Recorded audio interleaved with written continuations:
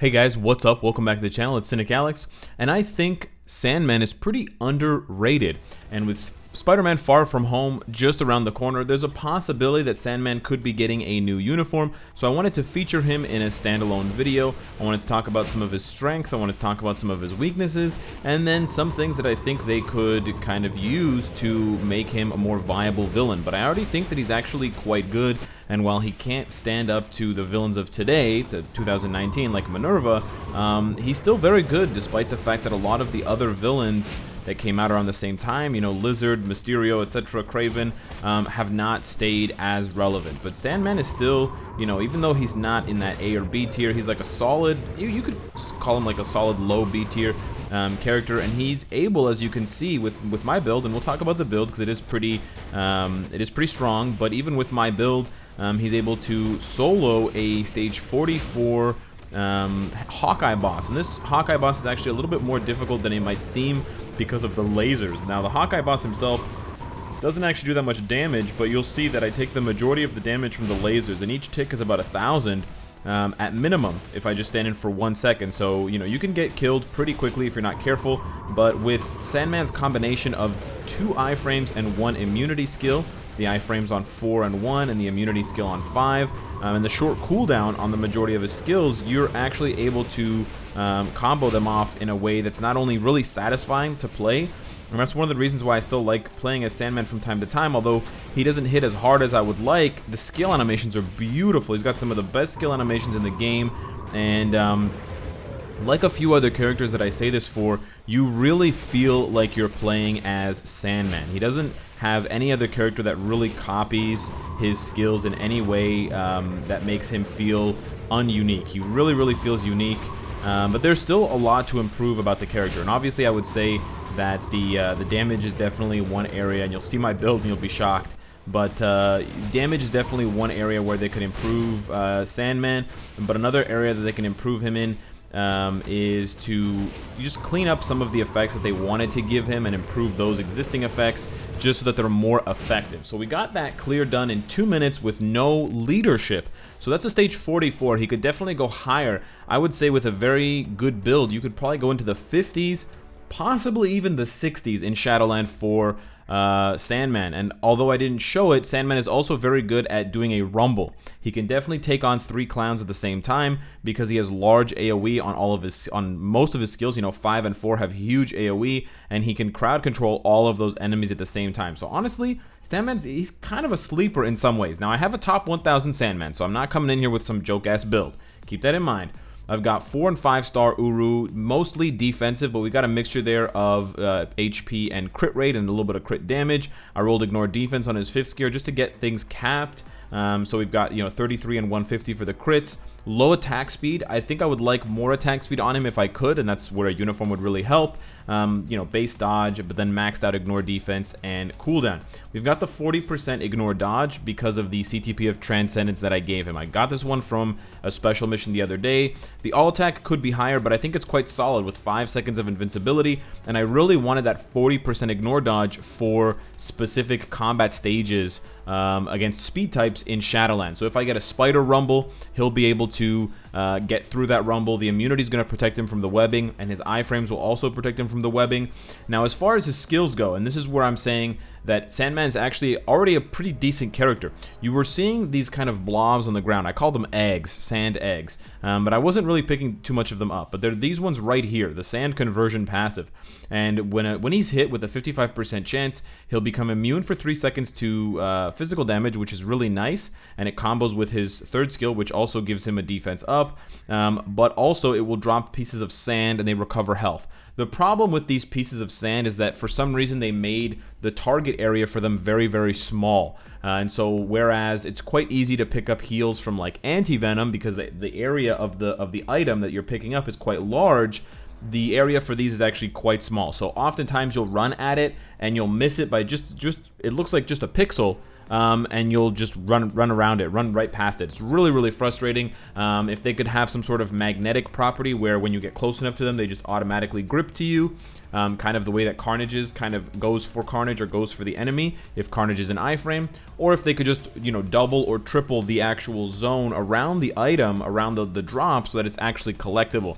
The other really interesting thing about Sandman is that he has energy attack. So even though he's a physical attacker, he deals energy damage on Sandstorm. So he has the possibility of being this kind of dual damage character, and he can take on stages that have physical reflect, for example. Now, it's still difficult because the majority of his skills deal physical damage, but he could use 4 a lot more aggressively and a lot more frequently to avoid that, and then he could use the guard break and the other abilities that he has to kind of keep the enemy kind of constantly stunned and constantly bullied in the corner to get those done. He also has damage reduction on his 4th skill, on his tier 2 passive. So he's actually a really well-rounded character. He's got offense, he's got mixed damage, he's got all defense, super armor, and damage reduction, and he's got a heal. He just needs more of all of those things. If they just multiplied the numbers on all of those things that he has by like 2 or 3, if they revealed how much the heal is offering, whether it's like 1% or 5% heal per blob, per little egg that falls down, I think it would be great. Now, as far as an actual look for him goes, there is quite a lot of debate in the Spider-Man Far From Home trailers if those things are actually like Hydro Man, Sandman, etc., or if they're just like elementals that are created from another storyline, or if they're just something else that Mysterio made to make himself look like the hero. So there's still a lot of debate about that. But even if they are elementals, or even if they're nothing, if they're nothing related to comic books and they're just, you know, things that look like elementals, that look like Hydro Man and Iceman, etc., or Hydro Man, Sandman, etc., Sandman could still get a buff. He could still get level 70. He could still get gear 25 in a uniform. Now, this is by far his most classic look and his most frequent look, so I'm not exactly sure what look they could go for. He has a particularly cool look in one of his runs. I think it's a Miles Morales comic where he... I think it was Miles Morales, where he's basically like a gigantic sand blob, and he doesn't even have a human form anymore. It's just gigantic mound of sand. I wouldn't necessarily like that one. I would like to see it on a skill instead of on his actual character model. But honestly, if they just revamped his existing character model, kind of like Green Goblin, like I want the classic look for Green Goblin.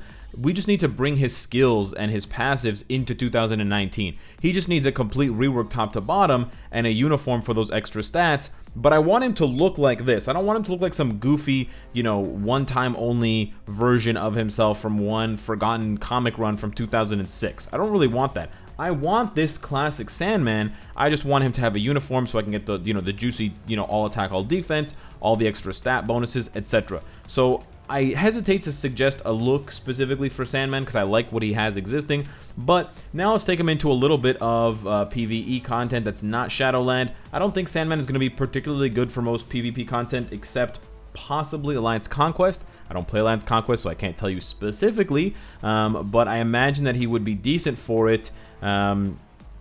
In you know, a lower bracket of enemies that are not that meta in kind of the level 60 beat 'em up stage, because he has, as I said, immunity. He's got iframes. He's got skills that guard break, and then he's got the super armor and the all damage reduction. I was gonna say all defense down, but he does not have all defense down. That's one of the only things he doesn't have. So we're gonna go ahead with.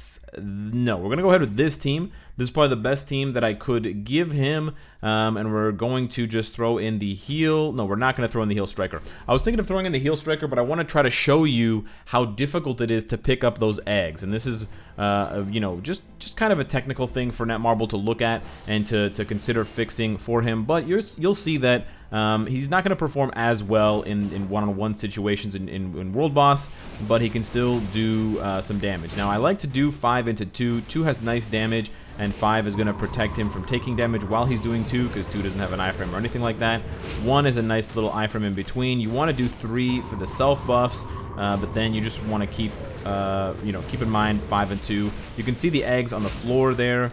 Sometimes you need to disengage because you can't really see what's going on. He has a little bit of the Iceman syndrome where there's so much in front of him that you get lost. He gets lost in the mix, but it's a little bit better than Iceman. It's not quite as screen dominating, but you can see the damage it's there. It's not fantastic, but it's there. We're gonna try to pick up one of these eggs. There we go. I managed to pick it up.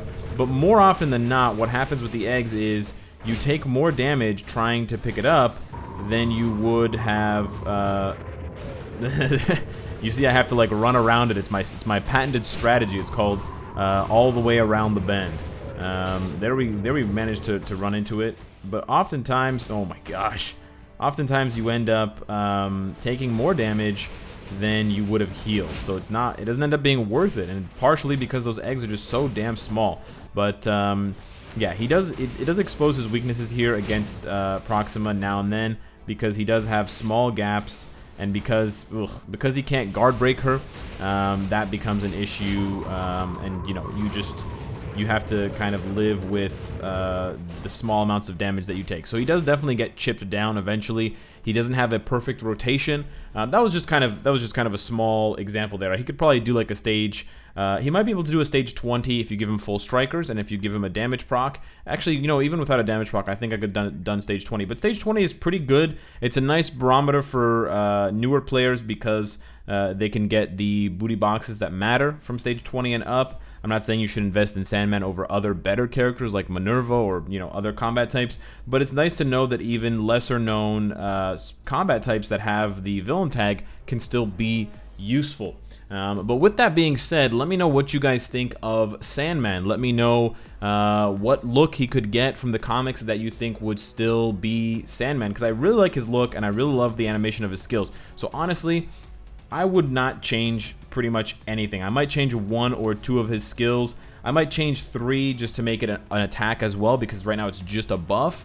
So giving it an attack will boost his damage by a lot, and then possibly changing the animation on 1 and making it a different type of skill. But otherwise, I love the animations. I love the look of the character himself, the character model. I just need him to have like 5 times more damage and like 5 times more survivability, and he could be a dope character in this game. So hit me up in the comments down below. Let's have a conversation about Sandman, the master of Anakin Skywalker. And of course, if you like what you see, I hope to see you again tomorrow. Take care.